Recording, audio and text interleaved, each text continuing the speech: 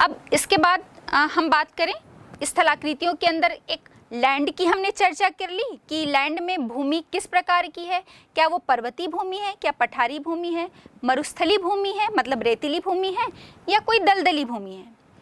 अब रिलीफ उच्चावच या हम टोपोग्राफी की बात कर रहे हैं, तो इसके बाद इसी के अंतर्गत दूसरा इसका फैक्टर आता है सॉइल या मिट्टी। मिट्टी भी जो है वो वनस्पतियों को महत्वपूर्ण से प्रभावित करती है, क्योंकि अलग अलग जो मिट्टियां हैं, मिट्टियों के जो प्रकार होते हैं, उसमें विविध तरह की जो वनस्पतियां हैं वो देखने को मिलती हैं। जैसे हम कपास की बात कर लें, हालांकि हम ये देखते हैं कि वनस्पति को हम उगा रहे हैं, कृषिगत फसल के अंतर्गत ही आ जा रहा है, लेकिन बताने का मतलब ये है कि जैसे हमने कैक्टस की ही बात की थी, तो वो क्या है, मरुस्थली क्षेत्र में। मरुस्थल जो है वो एक रिलीफ के अंतर्गत आ गया, लैंड के अंतर्गत आ गया, लेकिन वहाँ पर उस लैंड में जो उसका ऊपरी सरफेस है, जिसे हम सॉइल कह रहे हैं, जो अलग अलग प्रकार के मुख्य रूप से चट्टानी जो टुकड़े होते हैं और उसमें जो डिपॉजिट्स जो मिले होते हैं, अवसाद जो जमा होते हैं, इन सब का मिश्रित रूप जिसे हम मृदा कह रहे हैं, मिट्टी कह रहे हैं। तो वहाँ पर मिट्टी लैंड की जब हमने बात की तो वो तो मरुस्थली भूमि हो गई, रेगिस्तानी भूमि हो गई, लेकिन उस रेगिस्तानी भूमि में, मरुस्थली क्षेत्र में मिट्टी किस प्रकार की मिल रही है, रेतीली मिट्टी। तो दोनों ही चीज़ों से वहाँ पर जो मिलने वाली कटीली झाड़ियाँ हैं वो प्रभावित हो रही हैं, एक तो लैंड भी और उस लैंड में मिलने वाली मिट्टी जो रेतीली मिट्टी मिल रही है। और ठीक उसी प्रकार हम जब दलदली क्षेत्र की बात कर रहे हैं या डेल्टाई क्षेत्र की बात करें, रिलीफ हो गया कौन सा, डेल्टाई भूभाग, लेकिन वहाँ पर मिलने वाली जो मिट्टी होगी वो पीठ या दलदली मिट्टी होती है। तो जो वो मैंग्रोव वनस्पतियाँ मिल रही हैं वो उस पीठ और दलदली मिट्टी वाले क्षेत्र में पाई जाती हैं। सरफेस हो गया डेल्टाई भूभाग, और उसमें जो उसके ऊपरी क्षेत्र में मिल रही है, ऊपरी सरफेस में जो मृदा का विस्तार है वो पीठ या दलदली मृदा है, जो आपके हर डेल्टाई भूभाग में मिलेगा। और वहाँ पर वनस्पतियाँ किस प्रकार की पाई जाती हैं, मैंग्रोव टाइप की। अब जब हम पर्वतीय भूभाग में चले जाएं, लैंड क्या हो गया, पर्वतीय हो गया, लेकिन उस पर्वतीय भूभाग में मिट्टियाँ किस प्रकार की मिलती हैं, पर्वतीय मिट्टियाँ। तो इस पर्वतीय मिट्टी में जब हम देखेंगे तो वहाँ पर हमें अल्पाइन टाइप की वनस्पतियाँ जो हैं वो उगती हुई मिलती हैं। तो रिलीफ में भी लैंड हम कहें या लैंड के साथ साथ जब हम मिट्टियों की बात करते हैं तो ये दोनों ही चीज़ें जो हैं वो वहाँ पर मिलने वाली वनस्पतियों को मुख्य रूप से प्रभावित करती हैं। अब इसके बाद हम देखें प्रकाश की अवधि, मतलब सूर्य से मिलने वाला या सूर्य से आने वाला जो प्रकाश है ये भी वनस्पति को प्रभावित करता है। तो ये फैक्टर आ गया आपके क्लाइमेट या जलवायु, जो जलवायु वहाँ पर मिल रही है। तो यहाँ पर हम देखेंगे कि प्रकाश के मिलने की अवधि और प्रकाश की मात्रा, मतलब कितनी अवधि तक प्रकाश जो है वो सूर्य का प्रकाश वहाँ पर किसी पर्टिकुलर क्षेत्र में मिल रहा है, और साथ ही साथ हम देखेंगे कि प्रकाश की कितनी मात्रा वहाँ पर पहुँच रही है। तो इस पर भी जो है वो वनस्पति की जो विविधता है वो डिपेंड करती है। जैसे कि हम देखेंगे इक्वेटर में हम चले जाएं, भूमध्य रेखा के आसपास क्षेत्र में, तो हम यहाँ पर क्या देखते हैं कि सूर्य की किरण जो है वो एकदम सीधी पड़ती है, सीधी पड़ रही है, मतलब बहुत अधिक मात्रा में भी मिलती है, क्योंकि सीधी पड़ने के कारण या सीधा मार्ग तय करने के कारण बहुत कम दूरी जो है वो सूर्य के प्रकाश को तय करनी पड़ती है भूमध्य रेखीय क्षेत्र में। तो वहाँ पर प्रकाश की बहुत अधिक मात्रा जो है वो पहुँच पाती है।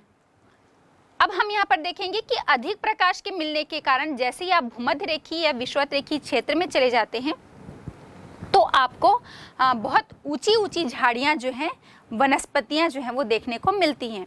यहाँ पर बहुत सारी वैरायटी होती है वनस्पति की, मतलब हर स्तर पर जो है वो आपको वनस्पतियाँ देखने को मिलेंगी। एक तो आसमान को छूती हुई इतने ऊंचे वृक्ष भी देखने को मिलेंगे, और इन वृक्षों पर जो लटकी हुई लताएं हैं और इसके साथ ही साथ छोटी छोटी झाड़ियाँ ये भी आपको देखने को मिलेंगी। और वो कारण ये होता है कि यहाँ पर मिलने वाली जो वनस्पतियाँ होती हैं उनमें एक कंपटीशन चलता है, हम कहें प्रतियोगिता होती है, और होड़ ये लगी होती है कि वो प्रकाश पाने के लिए अपनी ऊंचाई को बढ़ाते जाते हैं या ऊंचाई की तरफ बढ़ते जाते हैं। तो जिस कारण से हमें यहाँ पर एक अलग अलग स्तर देखने को मिलता है वनस्पतियों का। तो ये हो गई आपकी बात भूमध्यरेखीय क्षेत्र की, जहाँ पर प्रकाश की किरणें सीधी पड़ रही हैं और साथ ही साथ उसकी मात्रा भी जो है वो अधिक मिल रही है। लेकिन अगर हम उत्तर की तरफ या दक्षिण की तरफ उच्च अक्षांशों की तरफ आगे बढ़ते हैं तो हम देखेंगे कि वहाँ पर प्रकाश की बहुत कम मात्रा जो है वो मिल पाती है, और साथ ही साथ सूर्य की किरणें भी जो हैं वो बहुत ही तिरछी होती जाती हैं।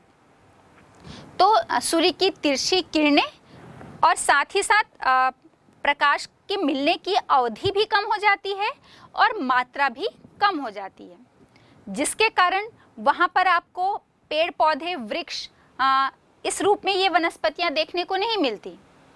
वहाँ पर जो वनस्पतियाँ होती हैं वो आपके शैवाल, कवक या फर्न इस टाइप की वनस्पतियाँ जो हैं वो देखने को मिलती हैं, क्योंकि वहाँ पर प्रकाश की मात्रा भी उतनी नहीं पहुँच पाती, बहुत कम समय के लिए प्रकाश पहुँच पाता है।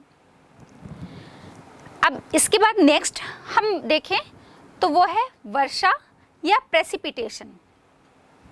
तो ठीक इसी प्रकार हम देखते हैं, जैसे हमने प्रकाश के मिलने की अवधि और प्रकाश की मात्रा की चर्चा की थी, तो एक महत्वपूर्ण फैक्टर होता है वर्षा की मात्रा।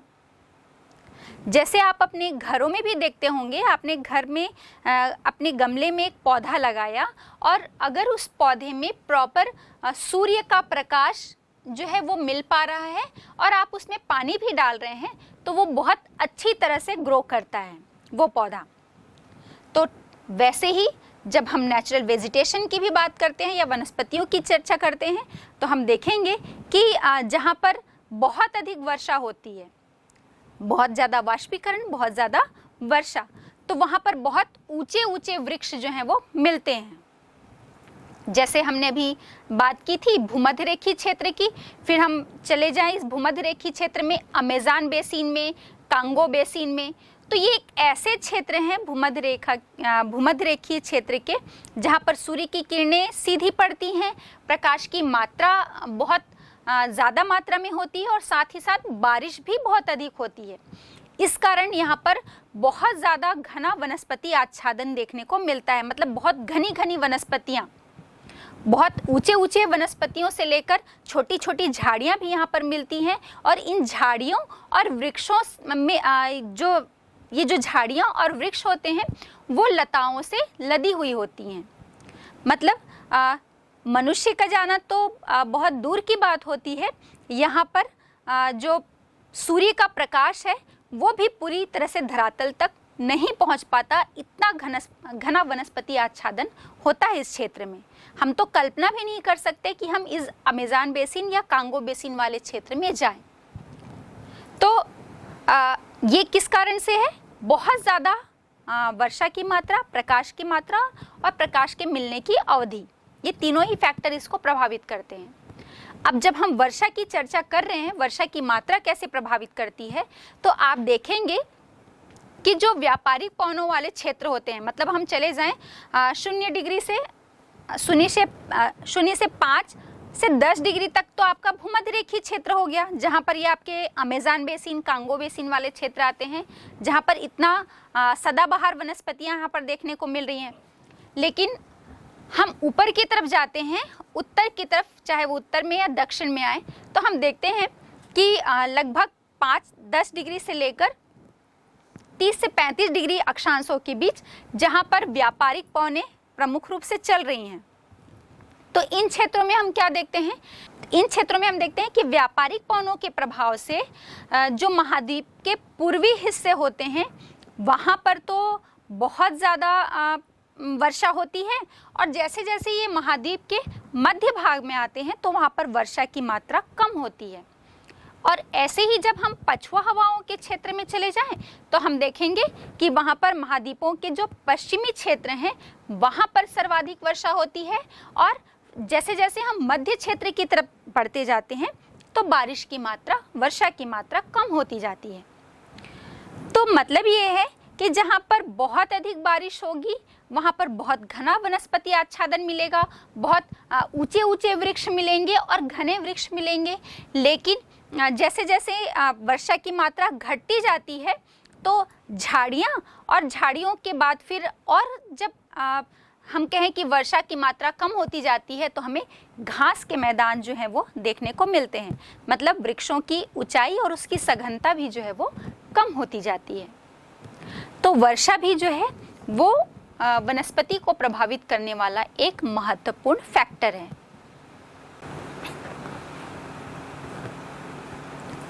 बच्चों, हम प्राकृतिक वनस्पति पर चर्चा कर रहे हैं और हम क्यों बात करें कि ये कहाँ पर कितनी मात्रा में और किस किस प्रकार की मिलती है, या वनस्पति समुदाय हो या जैव समुदाय। ये हमारे पारिस्थितिकी के लिए, हमारे पर्यावरण के लिए बहुत महत्वपूर्ण है। और हम ये कह सकते हैं कि ये जो वनस्पति समुदाय है ये मनुष्य का एक बहुत महत्वपूर्ण संसाधन है, या हमारे विकास की गति को आगे बढ़ाने में इसकी एक अहम भूमिका होती है। क्यों? तो हम इसके लाभ पर चर्चा कर लेते हैं कि इन वनस्पति समुदाय से या प्राकृतिक वनस्पति से क्या क्या फायदे होते हैं। तो जैसा कि हम सभी को पता है कि आप जो ग्रामीण क्षेत्र से जो बच्चे आते हैं वो देखते ही होंगे कि वनों से जो लकड़ियाँ प्राप्त होती हैं वो ईंधन के रूप में प्रयोग होती हैं। जो बहुत सारे कृषि औजार हैं उसमें भी वनों से प्राप्त लकड़ियों का प्रयोग होता है। इसके साथ ही साथ हम देखते हैं कि जो सबसे इसका इम्पॉर्टेंट रोल है, ये जो वन क्षेत्र होते हैं CO2 की मात्रा को ऑब्जर्व कर लेते हैं, अवशोषित करते हैं और बदले में हमें ऑक्सीजन देते हैं। तो अगर हम बात करें कि अगर ये पेड़ पौधे ना हो तो भाई जीने के लिए तो हमको श्वास लेना बहुत आवश्यक है, और अगर ये पेड़ पौधे नहीं होंगे तो हम श्वास कैसे लेंगे स्वच्छ हवा में, और जब तक हम श्वास नहीं लेंगे तब तक हम जीवित कैसे रह सकते हैं। तो हमारे जीवन के लिए एक जो अनिवार्य आवश्यकता हमारा श्वास लेना है, जो हमें इस वनस्पति समुदाय या पेड़ पौधों से प्राप्त होता है, ठीक उसी प्रकार दूसरी चीज़ जो हम बात करते हैं, हमारे जीवन का दूसरा महत्वपूर्ण आवश्यक तत्व जल। बोलते हैं ना, जल ही जीवन है। जैसे हम बिना श्वास के जीवित नहीं रह सकते, अगर हमने श्वास लेना बंद कर दिया तो मतलब हमारा जीवन खत्म हो गया। ठीक उसी प्रकार जल भी जो है वो हमारे लिए बहुत अनिवार्य है। और इन पेड़ पौधों या वनस्पतियों की जब हम बात करें तो हम देखेंगे कि इनकी एक अहम भूमिका होती है। ये जो पेड़ पौधे होते हैं ये तापमान को तो अवशोषित करते ही हैं, और साथ ही साथ जितने ज़्यादा वृक्ष होंगे उतना ज़्यादा वाष्पोत्सर्जन होगा, और उतना ही ज़्यादा हम कहेंगे कि वो जल चक्र को बनाए रखेंगे, उतनी ही ज़्यादा बारिश होगी। हम ये जो मानसून की अनिश्चितता की बात करते हैं तो उसमें भी सबसे महत्वपूर्ण भूमिका जो है इन वृक्षों की है। और हम ये देखते हैं कि लगातार हम नगरीकरण के लिए या औद्योगिकरण के लिए, हम इसे विकास कह रहे हैं कि लगातार हम सड़कों का डामरीकरण करते जा रहे हैं। उसके लिए परिवहन के विकास के लिए हम पूरे वनस्पतियों को काट रहे हैं। औद्योगिकरण के लिए हम जितने भी वनस्पति क्षेत्र हैं उन्हें काट रहे हैं। हमारी जनसंख्या बढ़ रही है, आबादी बढ़ रही है, और उनके भोजन के लिए कृषि अनिवार्य है, और उस कृषि भूमि के लिए भी हम इन वन क्षेत्रों का विनाश कर रहे हैं। उद्योग धंधों के लिए हम इन वन क्षेत्रों का विनाश कर रहे हैं।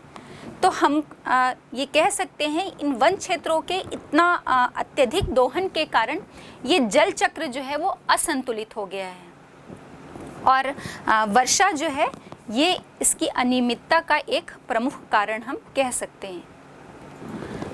तो इसीलिए हम कहते हैं कि ज़्यादा से ज़्यादा वृक्षारोपण कीजिए, पौधे लगाइए और बारिश को, वर्षा को आमंत्रित कीजिए। तो दो चीज़ें हमने देखी कि ऑक्सीजन और जल, ये दोनों के लिए तो वृक्ष की भूमिका है ही, वनस्पतियों की भूमिका है ही।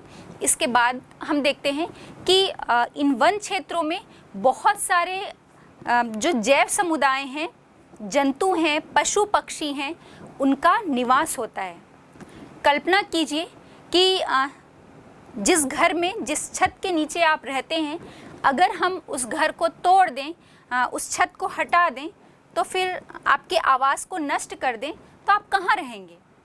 तो ठीक उसी प्रकार जैसे हमारा घर जो है, हमारे घर जिस छत के नीचे हम रहते हैं वो हमारा आवास है, और रात दिन भर तो हम कार्य के लिए बाहर रह सकते हैं, लेकिन रात में एक सुकून की नींद लेने के लिए हम अपने घर पहुंचते ही हैं। तो ठीक उसी प्रकार बहुत सारे जो जंतु हैं, पशु पक्षी हैं, उन सब का आवास होता है, हैबिटेट होता है ये वन क्षेत्र जो हैं। और लगातार हम इन वन क्षेत्रों का दोहन कर रहे हैं या शोषण कर रहे हैं, काट रहे हैं, विनाश कर रहे हैं, जिसके कारण इन पशु पक्षियों का, जीव जंतुओं का आवास जो है वो नष्ट होते जा रहा है, या हम कहें कि हम उन जीव समुदाय के आवास को नष्ट करते जा रहे हैं। तो जब हम उनके घर को ही तोड़ देंगे, नाश कर देंगे, नष्ट कर देंगे, आवास को नष्ट कर देते हैं, तो फिर वो जाएंगे कहाँ? उनका घर तो नष्ट हो गया। तो इसीलिए इससे एक महत्वपूर्ण समस्या उत्पन्न हो रही है कि इन बहुत सारे जो पशु पक्षी हैं या जीव जंतु जो हैं वो लुप्त प्राय हो जा रहे हैं, क्योंकि उनका आवास जो है वो हम नष्ट करते जा रहे हैं। तो विलुप्त प्रजातियों की बढ़ती हुई संख्या जो है ये आज हमारे सामने एक महत्वपूर्ण समस्या है, और उसका कारण यही है जो हम वन का विनाश कर रहे हैं, आवास को नष्ट कर रहे हैं, और इसके साथ ही साथ आवास को नष्ट कर रहे हैं या वन विनाश से जो ग्लोबल वार्मिंग, वैश्विक तापन की समस्या उत्पन्न हो रही है, ये भी उसका एक महत्वपूर्ण फैक्टर है। तो जब हमने देखा ये आवास प्रदान करते हैं, हमारे लिए CO2 की मात्रा को नियंत्रित करके हमें ऑक्सीजन प्रदान करते हैं।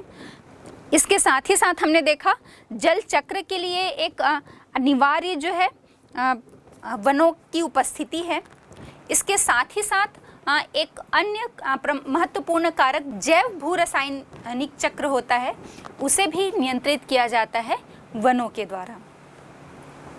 और चाहे हम बात करें घरेलू ईंधन के रूप में या कृषि औजारों के रूप में, तो हमें इनसे लकड़ियाँ तो प्राप्त होती ही हैं, और ये वन जो है या वनस्पति जो क्षेत्र होते हैं, ये हमें पता है कि एक बहुमूल्य औषधि, बहुत सारे जो वनस्पतियां हैं वो एक बहुमूल्य औषधि का काम करती हैं। तो हमें औषधि प्रदान करती है, विभिन्न प्रकार के फल, फूल, अनाज, ये सब हमें यहीं से प्राप्त होते हैं। इसके अलावा जो हम विकास की बात करते हैं या औद्योगिकरण की बात करते हैं, तो इसके लिए भी हम देखते हैं कि बहुत सारे जो उद्योग हैं जो वन पर आधारित होते हैं, उनके लिए कच्चा माल भी जो है वो इन वनों से ही प्राप्त होता है। बच्चों, मैं आपको बता दूं कि आप अपनी पढ़ाई में जिस पेंसिल का प्रयोग करते हैं, जिस रबड़ का प्रयोग करते हैं, या जिस कॉपी पे आप लिखते हैं, और वो बुक जिस पे आपकी पुस्तक का वो अध्याय जिस कागज़ पर वो छपा हुआ है, ये सभी कागज़, रबड़ या पेंसिल जो है, उनके लिए कच्चा माल जो है वो आपको वनों से ही प्राप्त होता है। तो वन जो है वो हमारे लिए बहुमूल्य संसाधन है, और अगर हम इस पर अभी ध्यान नहीं देते हैं कि हम इसे नष्ट करते जाएंगे, तो हमें बहुत सारी समस्याओं का सामना करना पड़ेगा। चलिए, ये तो हो गई बात वनों के लाभ की, या वनस्पति वन क्षेत्र से हमें क्या क्या लाभ होते हैं। अब हम देखते हैं कि हमने देखा कि इन वनस्पतियों को, या हम जो फ्लोरा या फौना की हमने बात की थी, वनस्पति समुदाय और जंतु समुदाय, इन दोनों को हमने देखा था कि बहुत सारे फैक्टर जो हैं वो प्रभावित करते हैं।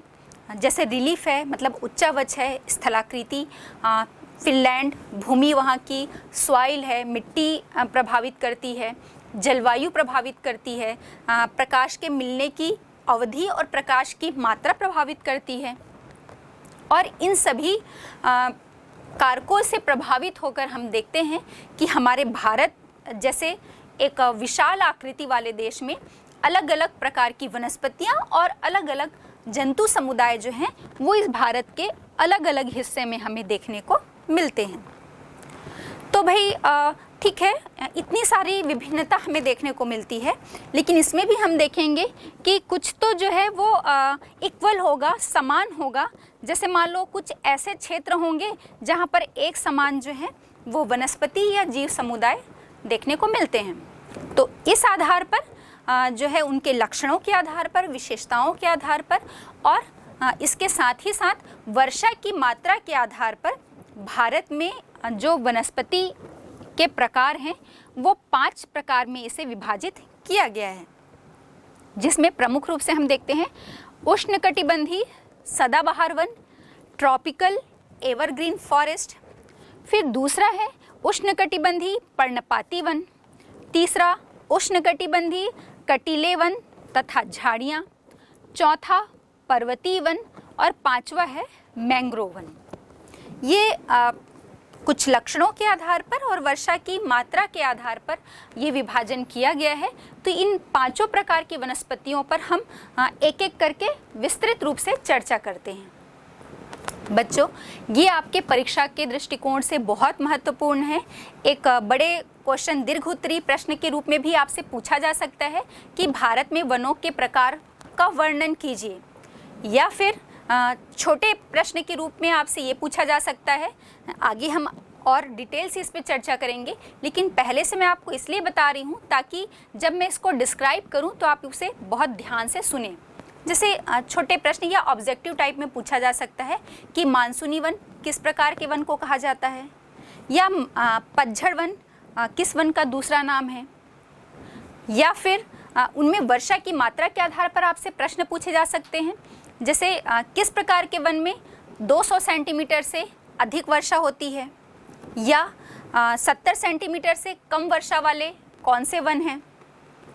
या ये तो हो गए ऑब्जेक्टिव टाइप के क्वेश्चन। और हाँ, ऑब्जेक्टिव टाइप के क्वेश्चन में आपको कुछ वृक्षों के या जंतुओं के नाम भी देकर ये पूछा जा सकता है। जैसे कि लेमूर किस प्रकार के वन में पाए जाते हैं, या रोजवुड या सैंडल किस प्रकार के वन में पाए जाते हैं, कैक्टस किस प्रकार के वन की विशेषता है। कुछ इस प्रकार से, मतलब जितनी भी विशेषताएं हम आगे पढ़ेंगे आपको बहुत ध्यान से सुनना है। और दूसरी चीज़, मानचित्र पर बहुत जो है ध्यान केंद्रित रखना है आपको। मानचित्र के माध्यम से आपको पढ़ना है, तो आपको बहुत ज़्यादा रटने की आवश्यकता नहीं होगी। दूसरी चीज़ हम देखेंगे कि जो दीर्घोत्तरीय प्रकार का यदि आपसे इससे प्रश्न पूछा जाता है तो आपको उसकी हर विशेषताओं को पॉइंट टू पॉइंट तो लिखना ही है, और साथ ही साथ मानचित्र बनाना अनिवार्य है आपके लिए। और उस मानचित्र में, भारत के मानचित्र में, आपको इस अलग अलग प्रकार के वनों को शो करना है, दिखाना है।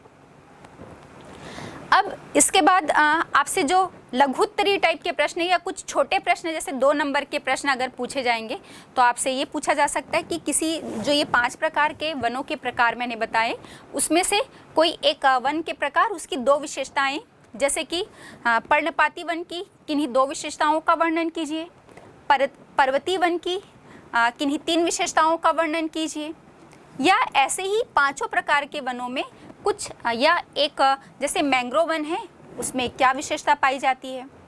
कुछ इस प्रकार से। तो आपको क्वेश्चन किसी भी प्रकार से पूछे, आपको इन वनों की विशेषताओं को बहुत ध्यान से पढ़ना है और मानचित्र पर उसे ध्यान केंद्रित करते हुए पढ़ना है, ताकि आपके दिमाग में वो पिक्चर बहुत अच्छी तरह से बैठ जाए और आपको रटना ना पड़े। चलिए, मैंने आपको पहले से ही हिंट कर दिया कि इसमें किस प्रकार के प्रश्न जो है वो आपको पूछे जा सकते हैं, तो आप आगे जो है बहुत ध्यान से सुनेंगे और समझेंगे। अब हम इन जो पांचों प्रकार के वन हैं उसमें एक एक करके चर्चा करते हैं। तो पहला है आपका उष्णकटिबंधीय सदाबहार वन या ट्रॉपिकल एवरग्रीन फॉरेस्ट। बच्चों, दो जो है वो मुख्य टर्म्स आ रहे हैं। पहला ट्रॉपिकल कहा मैंने और दूसरा सदाबहार या एवरग्रीन और उष्णकटिबंधीय। तो इस पृथ्वी पर आप देख पा रहे होंगे इस ग्लोब में कि ये ग्लोब जो है इसमें हम जब इक्वेटर से ट्रॉपिक ऑफ कैंसर और ट्रॉपिक ऑफ कैप्रिकॉर्न तक जाते हैं ऊपर, उत्तरी गोलार्ध में और दक्षिणी गोलार्ध में भी, तो हम देखते हैं कि इस पूरे क्षेत्र को हम ट्रॉपिकल एरिया या ट्रॉपिकल जोन कहते हैं, उष्णकटिबंधीय क्षेत्र कहते हैं, जहाँ पर कि सूर्य की किरणें एकदम सीधी पड़ती हैं, लंबवत चलती हैं, या मैं कहूँ कि सूर्य की जो यात्रा है ये ट्रॉपिक ऑफ कैंसर और ट्रॉपिक ऑफ कैप्रिकॉर्न तक होती है। तो ये जो बीच का क्षेत्र है ये तो हो गया ट्रॉपिकल। अब दूसरा टर्म्स मैंने कहा एवरग्रीन या सदाबहार, ट्रॉपिकल एवरग्रीन फॉरेस्ट। तो ट्रॉपिकल का मतलब हो गया कि उष्णकटिबंध है जहाँ पर तापमान बहुत ज़्यादा है, और एवरग्रीन या सदाबहार कैसे रहेगा भाई, मतलब इस वन में जो वृक्ष हैं वो अपनी पत्तियां एक साथ नहीं गिराते होंगे, मतलब साल भर वो हरे भरे रहते हैं। एवरग्रीन कह रहे हैं ना, वर्ष भर हरी भरी पत्तियां इसमें रहती हैं। तो इसका मतलब ये हुआ कि यहाँ पर वर्षा की मात्रा भी पर्याप्त प्राप्त होती होगी, तो इसीलिए ये फॉरेस्ट या वन जो है वो हमेशा हरे भरे रहते हैं। तो मानचित्र में आप देखकर बहुत अच्छे से स्पष्ट कर लीजिए कि इस क्षेत्र के बीच में ही या इन अक्षांशों के बीच ही हमें ट्रॉपिकल एवरग्रीन फॉरेस्ट या उष्णकटिबंधीय सदाबहार वन जो है वो मिलेंगे। और ये कैसे वन होंगे, जो हमेशा वर्ष भर हरे भरे रहते हैं, और किन क्षेत्रों में मिलेंगे, जहाँ पर वर्षा की मात्रा जो है वो बहुत अधिक होती है।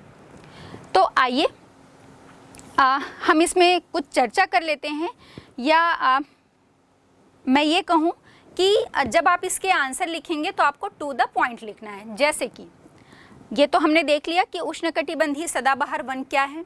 अब इनकी विशेषताओं पर चर्चा करते हैं एक एक करके। तो विशेषताओं में भी सबसे पहले हम देख लेते हैं वर्षा या रेनफॉल। तो ऐसे क्षेत्र जहाँ पर 200 सेंटीमीटर से अधिक वर्षा होती है वहाँ पर ये ट्रॉपिकल एवरग्रीन फॉरेस्ट जो हैं वो मिलेंगे। वर्षा की मात्रा 200 सेंटीमीटर से अधिक, और यहाँ पर शुष्क ग्रीष्म ऋतु नहीं होती, होती भी है तो बहुत थोड़े समय के लिए। तो यहाँ पर इसकी और दूसरी विशेषता क्या होती है कि यहाँ के जो वृक्ष होते हैं वो एक साथ ही अपनी पत्तियाँ नहीं गिराते, मतलब कुछ समय के लिए कुछ पत्तियाँ गिरी और तब तक दूसरे जो वृक्ष होंगे उनमें नई कोपलें आ जाती हैं या नई पत्तियाँ आ जाती हैं। तो एक साथ ही ये वृक्ष अपनी पत्तियाँ नहीं गिराते, इसलिए हमेशा वर्ष भर जो है वो हरे भरे होते हैं। अब दूसरी विशेषता हम इसकी देखते हैं, वृक्षों की ऊंचाई। बच्चों, इस वन में वृक्षों की जो ऊंचाई होती है वो 60 मीटर तक होती है या उससे भी अधिक होती है। 60 मीटर या उससे भी अधिक, मतलब कि ये बहुत ज़्यादा डेंस्ड फॉरेस्ट होते हैं, मतलब बहुत सघन वन होते हैं, और यहाँ पर वृक्षों की ऊंचाई भी बहुत अधिक होती है। या पहले भी हम चर्चा कर चुके हैं कि इतनी सघनता होती है और इतनी अधिक वृक्षों की ऊंचाई होती है कि सूर्य का प्रकाश पाने के लिए वृक्षों में होड़ लगी होती है। मतलब यदि आप और हम जाएं तो शायद इस एवरग्रीन फॉरेस्ट में हम प्रवेश ना कर पाएँ, इतना मुश्किल होता है, क्योंकि लंबे लंबे जो हैं वो वृक्ष होती हैं। इसमें लंबे लंबे वृक्ष तो मैं कह रही हूँ, इसके साथ ही एक बात आपको और जानना है, भी मैंने कही कि सूर्य का प्रकाश पाने के लिए भी वृक्षों में होड़ लगी होती है। तो इसमें वृक्षों का एक स्तरीकरण जो है वो देखने को मिलता है, मतलब हर प्रकार के वृक्ष जो हैं वो मिलते हैं। और आप इस पिक्चर से बहुत अच्छी तरह से समझ पा रहे होंगे कि किस प्रकार के स्तरीकरण की मैं बात कर रही हूँ। मतलब कुछ छोटे वृक्ष, कुछ उससे ऊंचे, और कुछ जो हैं वो बहुत ऊंचे वृक्ष आपको यहाँ पर नज़र आ रहे हैं। एक लेयर्स में जो है यहाँ पर वृक्षों की स्थिति देखने को मिलती है। और इन वृक्षों के ऊपर लदी हुई लताएं या जो बेल जिसे हम कहते हैं वो भी यहाँ पर हमें देखने को मिलती हैं, जो पूरी तरह से इस वृक्ष के आवरण को ढक देती हैं, जिसके कारण सूर्य का प्रकाश धरातल तक नहीं पहुँच पाता। इतनी सघनता यहाँ के वृक्षों में होती है। तो हम देख रहे हैं कि 200 सेंटीमीटर से अधिक वर्षा होती है। इसके कारण 60 मीटर से या उससे भी अधिक वृक्षों की ऊंचाई होती है। फिर हम देखेंगे यहाँ पर चूंकि उष्णकटिबंधीय ना ट्रॉपिकल जोन है, तो वर्ष भर गर्म क्षेत्र होता है और बारिश अधिक होने के कारण आर्द्र क्षेत्र भी होता है। तो ये पूरा क्षेत्र जो है वो गर्म और आर्द्र क्षेत्र है, आर्द्र क्षेत्र होता है। अब यहाँ पर हमने स्तरीकरण तो देखा ही। अब इसी कारण से हम देखते हैं कि यहाँ पर वृक्ष जो है एक साथ अपनी पत्तियाँ नहीं गिराते, इसलिए ये हमेशा हरे भरे हैं। यहाँ के जो वृक्षों की और विशेषताएं देखें तो यहाँ पर जो वृक्ष में लकड़ियाँ मिलती हैं वो बहुत कठोर होती हैं। और दूसरी तरफ हम देखते हैं कि अत्यधिक सघनता के कारण हम कह सकते हैं कि आर्थिक रूप से इनका महत्व जो है वो बहुत कम होता है, क्योंकि यहाँ पर इन वनों में प्रवेश ही नहीं किया जा सकता। तो आप लकड़ियों को काट कर कैसे लाएंगे, क्योंकि इतने सघन वृक्ष होते हैं। तो बहुत बहुमूल्य या व्यापारिक दृष्टिकोण से महत्वपूर्ण वृक्ष होने के बाद भी जो है वो इन वनों का दोहन करना आसान नहीं होता, इसलिए ये आर्थिक दृष्टिकोण से महत्वहीन है। ये एक जैव विविधता का हम क्षेत्र कह सकते हैं, जो उष्णकटिबंधीय सदाबहार वन, मतलब इसमें बहुत सारे प्रकार के वृक्ष, झाड़ियाँ, मतलब वनस्पतियाँ तो मिलती ही हैं। पादप समुदाय के साथ साथ हम देखेंगे बहुत सारे अलग अलग प्रकार के जो जंतु समुदाय हैं, चाहे वो हम पक्षियों की बात करें या जीव जंतुओं की बात करें, वो भी यहाँ हमें तरह तरह के विभिन्न प्रकार के जीव जंतु भी देखने को मिलते हैं। इसलिए ये एक जैव विविधता का महत्वपूर्ण क्षेत्र होता है, ट्रॉपिकल एवरग्रीन फॉरेस्ट। इसके बाद वृक्ष जो हैं वो व्यापारिक महत्व के कौन कौन से वृक्ष जो हैं यहाँ पर बहुलता से देखने को मिलते हैं। मतलब हमको जनरली जो है वो अगर हम इस वन क्षेत्र में चले जाएं तो जो हमें नज़र आ जाएंगे उनमें हैं, आप इस पिक्चर में भी देख पा रहे होंगे, आबनूस, महोगनी, रोजवुड, रबड़ और सिंकोना, ये यहाँ पर मिलने वाले महत्वपूर्ण वृक्ष हैं। अब जब हम जानवरों की बात करें तो देखते हैं महत्वपूर्ण रूप से जो यहाँ पर मिलते हैं वो हैं हाथी, बंदर, लैमूर, एक सींग वाले गैंडे। और एक सींग वाले ये जो गैंडे हैं ये आपके असम और पश्चिम बंगाल के दलदली क्षेत्र में देखने को मिलते हैं। और इसके अतिरिक्त ये यहाँ पर कई प्रकार के पक्षी या रेप्टाइल्स हम कह सकते हैं जो रेंगने वाले जीव हैं, और मैमल्स जैसे कि चमगादड़ है, और बहुत सारी जैसे छिपकली, इस टाइप की जो रेंगने वाले या जिनको हम रेप्टाइल्स कहते हैं, इस प्रकार के जो जीव हैं वो यहाँ पर देखने को मिलते हैं। तो बच्चों, अगर आपसे ट्रॉपिकल एवरग्रीन फॉरेस्ट के बारे में पूछा जाए तो इन पॉइंट्स पे ही आपको उत्तर देना है।